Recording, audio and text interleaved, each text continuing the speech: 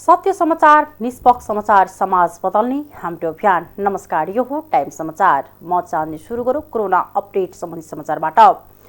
पछिल्लो 24 घण्टामा 121 जनामा कोरोना भाइरसको संक्रमण पुष्टि भएको छ। पीसीआर र एन्टिजेन गरी 3045 जनाको नमुना परीक्षण गर्दा 121 जनामा संक्रमण देखिएको स्वास्थ्य तथा जनसङ्ख्या मन्त्रालयले जनाएको छ। यही अवधिमा 31 जना संक्रमित निको भएका छन्। अब नेपालमा 678 जना कोरोना भाइरसका सक्रिय संक्रमित रहेका छन्। 24 घण्टामा कोरोना संक्रमणका कारण कसैको पनि ज्यान गएको छैन। थप 10,567 जनाले कोरोना विरुद्धको खोप लगाएका विवरण प्राप्त भएको मन्त्रालयले जनाएको छ। मध्य प्रदेशको प्रदेश सभाबाट आर्थिक वर्ष 2079-80 को बजेट सर्वसम्मतिले पारित भएको छ।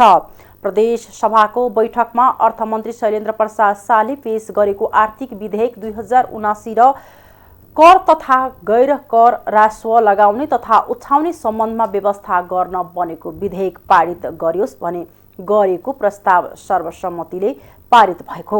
यसअघि शनिबार प्रदेश सभाबाट विनियोजन विधेयक पारित भइसकेको छ। असार 1 गते अर्थमन्त्री शाहले आर्थिक वर्ष 2079-80 का लागि 46 अर्ब 88 करोड 9 लाख 46 हजार रुपैयाँको बजेट पेश गरेका थिए।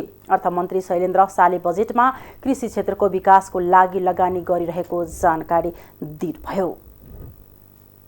आज हामी आर्थिक विधेयक 2079 माथि हामी छलफल गर्दैछौँ। निश्चित रूपमा यो आर्थिक विधेयक प्रदेश सरकारको लागि अत्यन्तै महत्त्वपूर्ण विधेयक। यही विधेयकको आधारमा हामी राजस्व कर सङ्कलन गर्ने गरेका छौँ र सरकारको अत्यन्तै महत्त्वपूर्ण यो राजस्व सङ्कलन गर्नु भएको हुनाले यो विधेयक पनि अत्यन्तै महत्त्वपूर्ण हो र हाम्रा मान्यज्यूद्वारा यो विधेयकमाथि जुन केही संशोधन राख्नु भएको छ, म उहाँ मान्यज्यूहरूलाई आग्रह गर्न चाहन्छु कि यो विधेयक भनेको यसमा लगाएका जो संविधानले दिएका हाम्रा क्षेत्राधिकारहरू छन्, हुन त एकदम सीमित नै क्षेत्राधिकार भए तापनि यो प्रदेशको जनताको आय स्तरदेखि लिएर सबै दृष्टिकोणले हेरेर यसमा करहरू लगाइएका छन् र मान्यज्यूहरूद्वारा एउटा ट्र्याक्टरमा जुन कर 1000 घटाउने कुरा गर्नुभएको छ, ट्र्याक्टर भनेको अहिले कृषि व्यवसाय भन्दा पनि कृषि सेवा भन्दा पनि व्यावसायिक रूपमा बढी उपयोग भइरहेको रहेछ। यसलाई पनि हामी कतै न कतै त्यतातिर ध्यान दिनुपर्ने अवस्था हुन्छ। कृषिमा कर एकदमै न्यून गरेको छ। मलाई लाग्छ कृषिमा त करै छैन। अरू प्रदेशमा तपाईँ हेर्नुहुन्छ भने बागमती प्रदेशमा कृषिमा पनि कर लगाएको रहेछ। हुन त व्यावसायिक रूपमा कृषि गर्नेलाई करको दायरामा ल्याउनुपर्छ भने व्यापक बहस पर छलफल पनि भएको हो। तर अहिलेसम्म प्रदेश सरकारले, किनभने यो प्रदेशको मूलाधार भनेकै कृषि भएको हुनाले अहिले कृषकलाई जसरी अहिले हामी सेवा सुविधा दिनुपर्ने हो त्यसमा पनि हामी नदिएको अवस्थामा करलाई पनि अब करको मारमा पनि किसानहरू नपरोस् भनेर कृषिमा कर लगाएको छैन। साथसाथै अरू करका दायराहरू फराक, केही करका दायराहरू फराकिलो पनि गरिएको छ र मलाई लाग्छ यो अहिलेको यो आर्थिक विधेयकमा जुन करका दायरा र कर जुन लगाएको छ त्यो आम प्रदेशवासीको लागि त्यति अप्ठ्यारो हुने नभएको हुनाले यसलाई चाहिँ तपाईहरु संशोधन फिर्ता लिन आग्रह गर्दै। शाहले ट्र्याक्टरमा कुनै पनि प्रकारको कर नलगाएको बताउनुभयो। मुस्लिम धर्मावलम्बी आज दोस्रो महान पर्व बकर ईद उल जोहा मनाउँदैछन्। ईद उल फित्र अर्थात् रमजान पर्वको 70औं दिनमा बकर ईद मनाउने धार्मिक विधि छ। मुस्लिम धर्मावलम्बीले आज बिहान स्नान गरी नजिकैको मस्जिद वा ईदगाहमा गई सामूहिक नमाज पढ्छन्। नमाज पढिसकेपछि एक आपसमा शुभकामना आदान प्रदान गर्ने गरिएको छ। यस अवसरमा देशभरका मस्जिद र ईदगाहमा मुस्लिम धर्मावलम्बीको भिड लाग्छ। यस पर्वको अवसरमा सरकारले देशभर आज सार्वजनिक बिदा दिएको छ।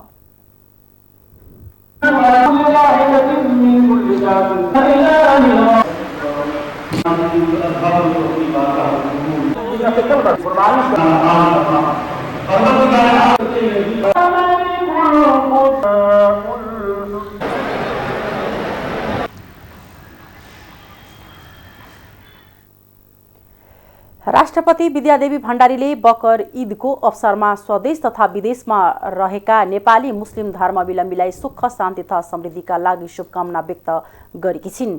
उनले ईद उल अल्जा, बकर ईद समय धैर्य, विश्व शान्ति र भाइचाराको सन्देश दिने चाड भएकाले यो पर्व एक आपसमा खुसी, सद्भाव तथा शुभकामना आदान प्रदान गरी मनाउन आग्रह गरेकी छिन्।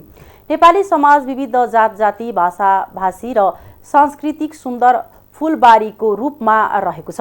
यही विविधताका बीच एकता नै हाम्रो राष्ट्रिय पहिचान र सामर्थ्य हो। राष्ट्रपतिको सन्देशमा भनिएको छ, यस्ता चाडपर्वको माध्यमबाट फरक भूगोल, संस्कृति र भाषाभाषीका समुदाय बीच आपसी एकता, सद्भाव, सहिष्णुताको भावना अभिवृद्धि भई नेपालीको बृहत् राष्ट्रिय एकतालाई थप सिद्ध बनाउन मद्दत पुग्ने विश्वास लिएको छ। ईदकै अवसरमा शुभकामना दिँदै उपराष्ट्रपति नन्दबहादुर पुनले सम्पूर्ण इस्लाम धर्मावलम्बीको सुख शान्ति समृद्धिको कामना व्यक्त गरेका छन्। उनले भाइचारा र पारिवारिक मिलनको रूपमा मनाइने इस्लाम धर्मावलम्बीको महान पर्व ईद अल अधाले राष्ट्रिय निर्माण, राष्ट्रिय एकता, धार्मिक सहिष्णुता, सामाजिक सद्भाव, आपसी मित्रतालाई सिद्धि गर्ने विश्वास व्यक्त गरेका छन्। यस्तै प्रधानमन्त्री शेरबहादुर देउवाले पनि स्वदेश तथा विदेशमा रहेका नेपाली मुस्लिम धर्मावलम्बीमा सुख शान्ति तथा समृद्धिको कामना गरेका छन्। उनले यो पर्वको सबै नेपालीलाई मौलिक परम्परा र संस्कृतिको संरक्षण, संवर्धन र विकास गर्दै संस्कृति समाज निर्माण गर्न प्रेरणा प्रदान गरोस् भनी शुभकामना दिएका छन्। प्रधानमन्त्री शेरबहादुर देउवाले विभिन्न विधाका स्रष्टाहरूलाई सम्मान गर्नु राष्ट्रिय दायित्व भएको बताउनु भएको छ। संस्कृति, पर्यटन तथा नागरिक उड्डयन मन्त्रालयले आयोजना गरेको विभिन्न विधाका स्रष्टाहरूलाई पुरस्कार सम्पन्न समारोहलाई सम्बोधन गर्दै आज आइतबार उहाँले यस्तो बताउनु भएको। प्रधानमन्त्री देउवाले भाषा, साहित्य, संस्कृति, सङ्गीत तथा नाट्य लगायतका विधामा योगदान दिने स्रष्टाहरूको सम्मान गर्नु राष्ट्रिय दायित्व भएको बताउनु भएको छ। उहाँले भाषा, साहित्य, संस्कृति, सङ्गीत एवं नाट्य लगायतका विधाहरू मुलुकका गहना तथा सभ्यता र संस्कृतिको धरोहर रहेको बताउनुभयो। उहाँले नेपालका संस्कृति तथा साहित्य राष्ट्रिय गौरवको विषय भएको पनि बताउनुभयो। प्रधानमन्त्री देउवाले स्रष्टा र साधकहरूलाई राज्यले सम्मान गर्दै आएको उल्लेख गर्दै यस प्रकारको सम्मानले स्रष्टाहरूमा थप सृजनात्मक काम गर्न प्रेरणा मिल्ने बताउनुभयो।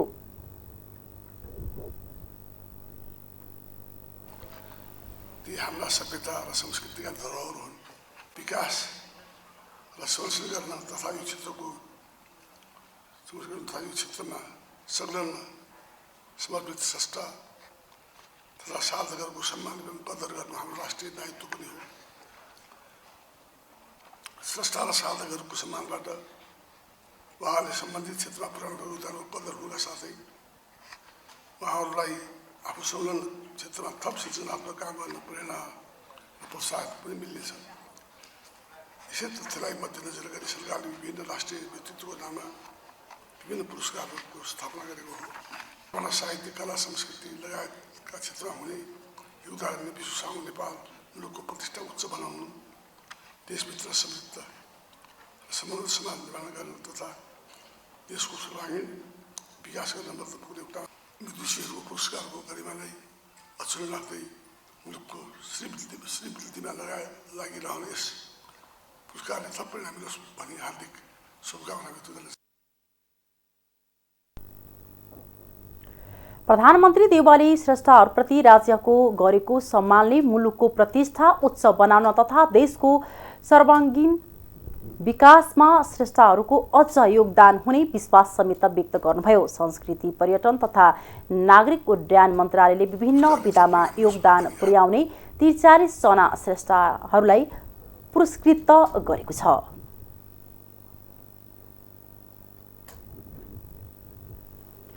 प्रधानमन्त्री शेरबहादुर देउवा र चिनिया कम्युनिस्ट पार्टी सीपीसी का विदेश विभाग प्रमुख लिउ जियानचौ बीच भेटवार्ता भएको छ। प्रधानमन्त्री भेट्न लिउ बालुवाटार पुगेका थिए। प्रधानमन्त्रीसँगको भेटवार्तापछि लिउ बालुवाटारबाट बाहिरिसकेको प्रधानमन्त्रीको प्रेस सल्लाहकार गोविन्द परियारले जानकारी दिए। 8 सदस्यीय टोलीको नेतृत्व गर्दै लिउ नेपाल भ्रमणमा आएका हुन्। प्रधानमन्त्रीलाई भेटेपछि उनले आजै परराष्ट्र मन्त्री नारायण खड्कालाई भेट्ने कार्यक्रम तय भएको छ। लिउले सोमबारबाट राजनीति भेटवार्तालाई तीव्रता दिनेछन्। उनले एमाले अध्यक्ष केपी शर्मा ओली, नेकपा माओवादी केन्द्रका अध्यक्ष पुष्पकमल दाहाल प्रचण्ड लगायत शीर्ष नेताहरूसँग भेटवार्ता गर्ने तय भएको छ।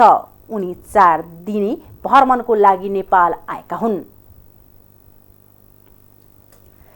सत्तामा रहेको जनता समाजवादी पार्टी जसपा फुट नजिक पुगेको छ। उपेन्द्र यादव र डाक्टर बाबुराम भट्टराईले केन्द्रीय समितिको छुट्टै बैठक बोलाएपछि जसपा औपचारिक रुमी फुट नजिक पुगेको हो। पार्टी अध्यक्ष यादवले असार 29 र 30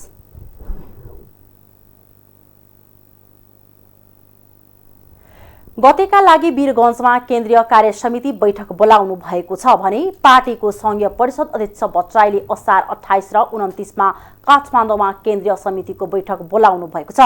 अध्यक्ष यादव र भट्टराई बीचको विवाद उत्कर्षमा पुगेपछि दुवै पक्षलाई मिलाउन पार्टीका केही नेताहरू लागेका थिए, तर सफल नभएपछि जसपा फुटको डिलमा पुगेको हो।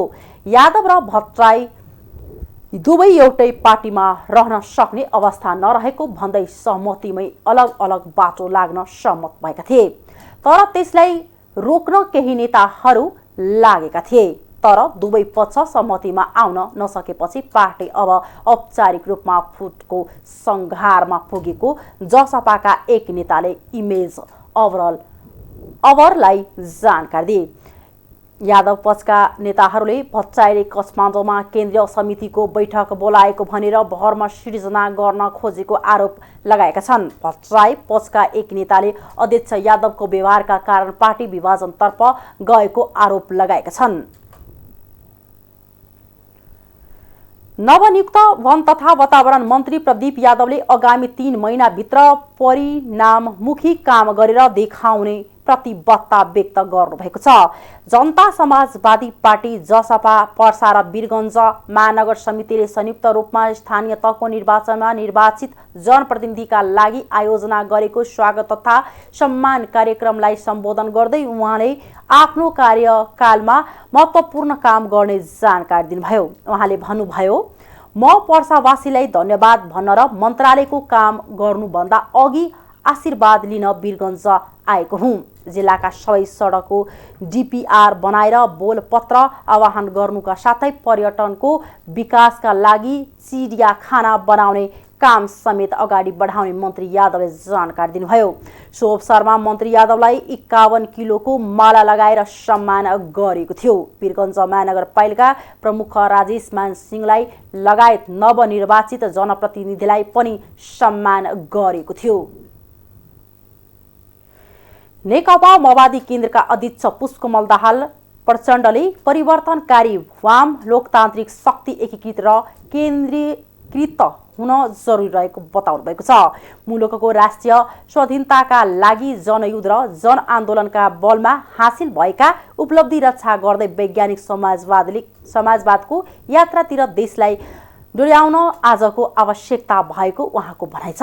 मुस्लिम समुदायको पर्व बकर ईदको अवसरमा स्वदेश तथा विदेशमा रहेका नेपाली मुस्लिम दिदी बहिनी तथा दाजुभाइलाई शुभकामना दिँदै अध्यक्ष दाहालले यस पर्वले धार्मिक सहिष्णुता, सामाजिक सद्भाव र आपसी मित्रतालाई प्रगट बनाई राष्ट्रिय निर्माण र राष्ट्रिय एकता शुद्ध गर्न सहयोग मिले विश्वास व्यक्त गर्नुभएको छ।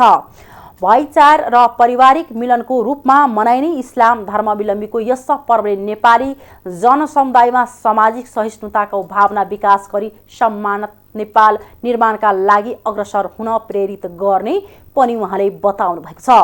समाजमा रहेका परम्परा, भाषा, धर्म र संस्कृतिले पारस्परिक सम्मान सहित अघि बढ्न अभिप्रेरित गरिरहेको छ भन्दै अध्यक्ष दाहालले यस्ता चाडपर्वको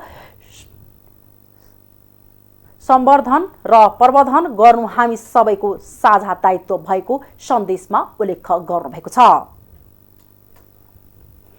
नेकपा एकीकृत समाजवादीका अध्यक्ष माधव कुमार नेपालले विभिन्न समुदायको चाडपर्व र धर्म संस्कृतिले राष्ट्रिय एकतालाई बलियो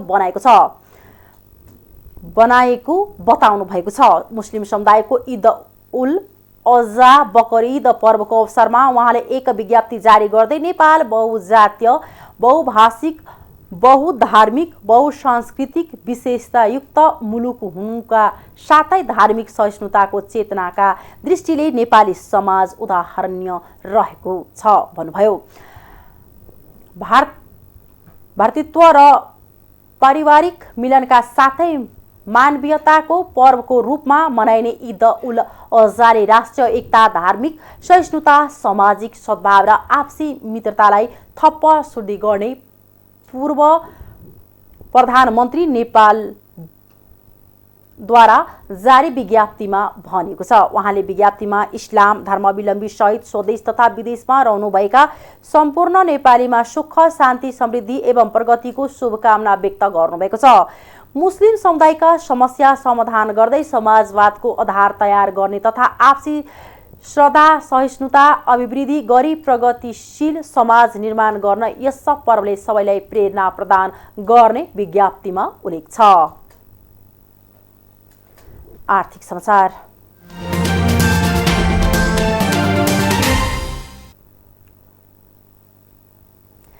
आजदेखि बजेट भुक्तानी र निकासा नहुने भएको छ।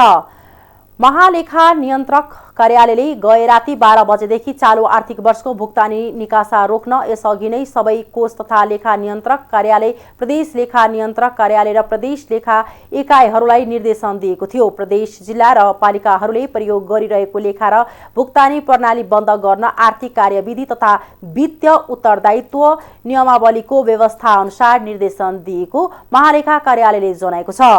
महालेखा नियन्त्रक कार्यालयको निर्देशन अनुसार अस्ति शुक्रबार नै लेखा नियन्त्रक कार्यालय र एकाइहरूले आफ्नो प्रणाली बन्द गरिसकेका छन्। केही निश्चित परियोजनको बिल भने भुक्तानी हुने व्यवस्था नियमावलीमा छ। चालू आर्थिक वर्ष सकिन अब 7 दिन मात्रै बाँकी छ। सरकारको दैनिक हिसाब किताब राख्ने महालेखा नियन्त्रक कार्यालयका अनुसार अहिलेसम्म कुल 10 खर्ब 70 करोड 41 लाख रुपैयाँ बराबरको राजस्व सङ्कलन भएको छ। सरकारले चालू आर्थिक वर्षमा कुल 11 खर्ब 80 अर्ब 60 करोड 4 लाख रुपैयाँ बराबर राजस्व सङ्कलन गर्ने लक्ष्य राखेको थियो। कार्यालयका अनुसार कुल लक्ष्यको 84.76% बराबर राजस्व सङ्कलन भएको छ। त्यसमा कर राजस्व कुल 9 खर्ब 26 अर्ब 50 करोड 70 लाख रुपैयाँ बराबर सङ्कलन भएको छ। यो कुल लक्ष्यको 86.75% बराबर हो। चालू आर्थिक वर्षमा 10 खर्ब 67 अर्ब 96 करोड 25 लाख रुपैयाँ बराबर कर राजस्व सङ्कलन गर्ने लक्ष्य राखेको छ। बाँकी रहेको अवधिभित्र कर राजस्व तोके बराबर नै सङ्कलन हुने सरकारको विश्वास छ। कोभिड-19 महामारी र प्रभावकारी बीच पनि राजस्व सङ्कलन अवस्था सन्तोषजनक रहेको सरकारको दाबी छ। यस्तै गैर राजस्व 1 खर्ब 12 अर्ब 62 करोड 79 लाख बराबर सङ्कलन गर्ने लक्ष्य राखेकोमा अहिलेसम्म 74 अर्ब 19 करोड 71 लाख बराबर सङ्कलन भएको छ। यो कुल लक्ष्यको 65.87% बराबर हो। कार्यालयका अनुसार सरकारले 69 अर्ब 91 करोड 99 लाख बराबर अनुदान प्राप्त हुने अपेक्षा गरेकामा 13 अर्ब 88 करोड 33 लाख बराबर प्राप्त भएको छ। कुल लक्ष्यको 23.17% बराबर हो। सबै विवरणका आधारमा हेर्दा सरकारले चालु आर्थिक वर्षको असार 25 गतेसम्म कुल लक्ष्यको 85.33% बराबरको प्राप्त गरेको छ। त्यस्तै सरकारको खर्चतर्फ कुल लक्ष्यको 74.33% बराबर खर्च भएको छ। त्यसमा सबैभन्दा बढी खर्च चालु खर्च रहेको छ। चालु आर्थिक वर्षको कुल 16 खर्ब 32 अर्ब 82 करोड 92 माफ गर्नुहोला 92 करोड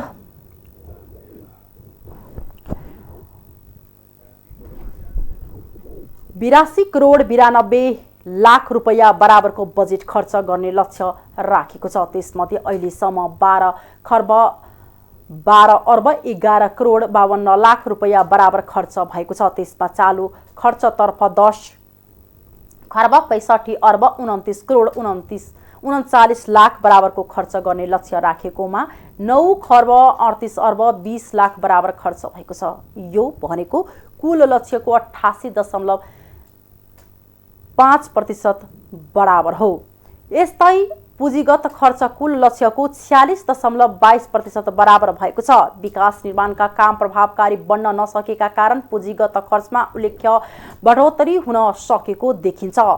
सरकारले 3 खर्ब 78 अर्ब 9 करोड 77 लाख रुपैयाँ बराबरको पुँजीगत खर्च गर्ने लक्ष्य राखेकोमा अहिलेसम्म 1 खर्ब 74 अर्ब 75 करोड 42 लाख रुपैयाँ बराबर खर्च भएको छ। यस्तै सरकारले नियमित रूपमा भुक्तानी गर्नुपर्ने ऋणको सवार र ब्याज भुक्तानीका लागि विनियोजन गरेको वित्त व्यवस्थातर्फ लक्ष्यको 52.45% बराबर खर्च गरेको छ। चालु आर्थिक वर्षमा 1 खर्ब 89 अर्ब 43 करोड 76 लाख रुपैयाँ बराबरको बजेट वित्तीय व्यवस्थातर्फ गरेको छ। त्यसमध्ये अहिलेसम्म 99 अर्ब 35 करोड 90 लाख रुपैयाँ बराबर भुक्तानी गरेको छ। अन्तर्राष्ट्रिय समाचार।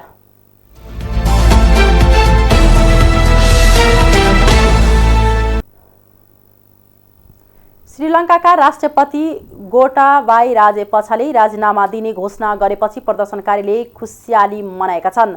राजीनामा दिने राष्ट्रपतिको घोषणापछि शहरमा खुसियाली सहित आतशबाजी गरिएको छ।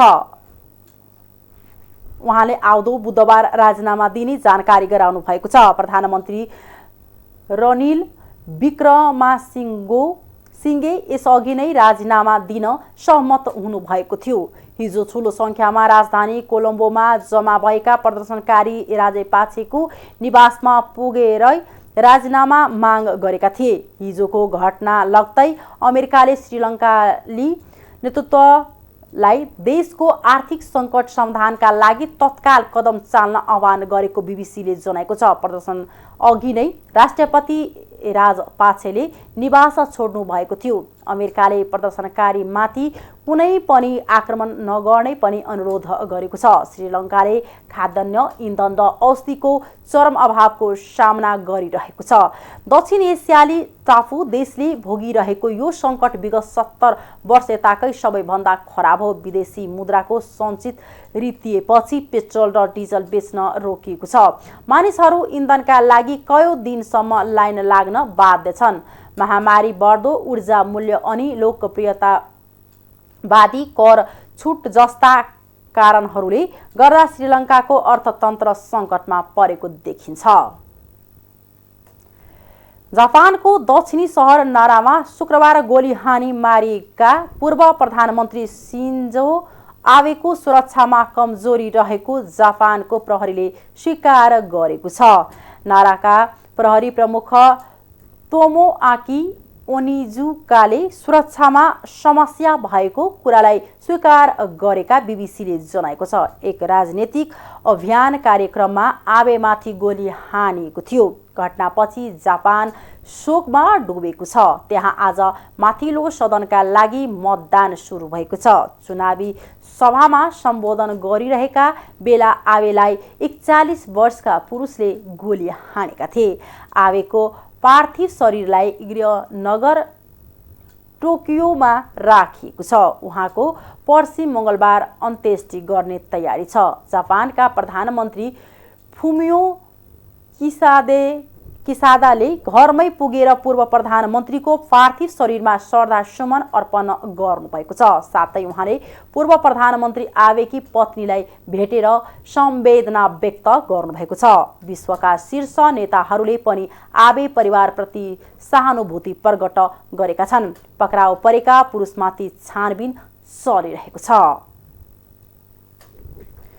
खेलकुद समाचार।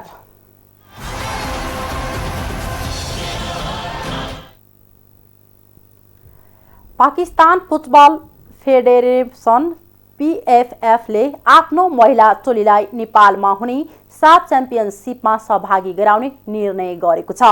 विश्व फुटबलको सर्वोच्च निकाय फिफाबाट प्रतिबन्ध फुकुवा भएसँगै पाकिस्तानले साफ च्याम्पियनसिप खेल्न लागेको हो। पाकिस्तानी महिला टोली 8 वर्षपछि पहिलो पटक अन्तर्राष्ट्रिय प्रतियोगितामा सहभागी बन्नेछ। साफमा पाकिस्तान सहभागी हुने भएपछि अब 7 देशले महिला साफ च्याम्पियनसिप खेल्नेछन्। महिला साफ च्याम्पियनसिप आउँदो भदौ 13 देखि 25 गतिसम्म नेपालमा हुनेछ। तेस्रो पक्षको हस्तक्षेपका कारण पाकिस्तान फुटबल महासंघ PFF लाई सन् 2021 अप्रिल 5 गते फिफाले निलम्बन गरेको थियो। गएको जुलाई 1 मा फिफाले पाकिस्तानमाथि लगाएको निलम्बन फुकुवा गरेपछि पाकिस्तानले सबै अन्तर्राष्ट्रिय प्रतियोगितामा सहभागिता जनाउने बाटो खोलेको छ। हस्, अहिलेको लागि टाइम समाचार यति नै। हेर्दै गर्नुहोला टाइम्स टेलिभिजन। नमस्कार।